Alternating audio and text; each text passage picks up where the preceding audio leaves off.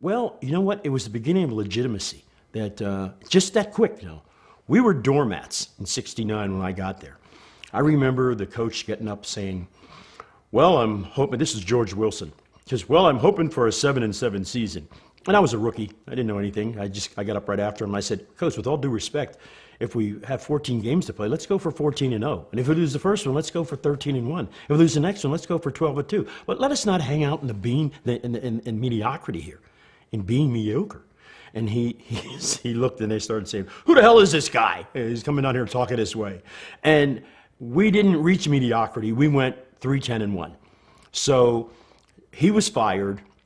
Shula, in a very strange circumstance, became available, and Joe Robbie went up when Carol Rosenblum was on the Far East, and he okey-doked his son, and next thing you know, Shula was a coach down here. I think they had to give up a first-round draft pick for him, too.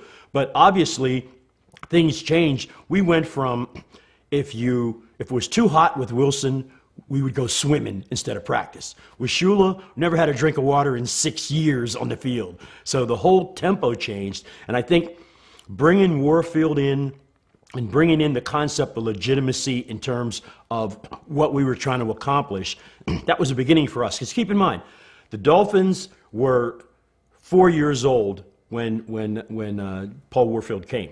So it wasn't like this was a storied franchise. They had just come into existence, so they had no real relevant history of winning or losing, except they did lose up until the time when Shula came, and then that flipped it in 1970, and then, of course, the rest is history. Lloyd Mumford was a cornerback then. He's a great player. He could cover anybody. Whenever the tough wide receivers were out on the opposite team, Lloyd was the one who would cover these guys. He was 5'10", 175 pounds, but he could go. You know why he got so good? Because he had to cover Warfield in practice. He said that's what made him a great defensive back, is learning how to play against Paul Warfield. Absolutely. You know what? And clearly, bringing him back after all of that is a tribute to the respect that they have for him as a player and him as a person. Now, I don't know what possessed him to go back, except for the fact that that's his home, and those were his roots were. And he had a great run here, and he came here to help us.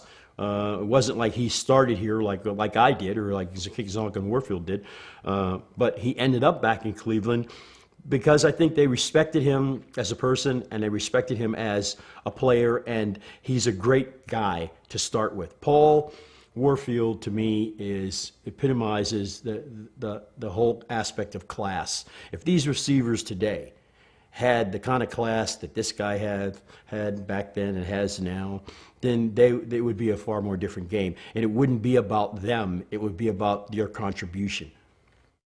For me, I would rank him number one. Because for that short time that he was here, he was one of the key parts that allowed us to be successful in the 2 years that we dominated the National Football League. You won't find a team with the statistics that we have in existence today, and one of those reasons is because Paul Warfield was a great part of that. When he becomes that kind of a threat outside, and that the kind of threat that they can do nothing about.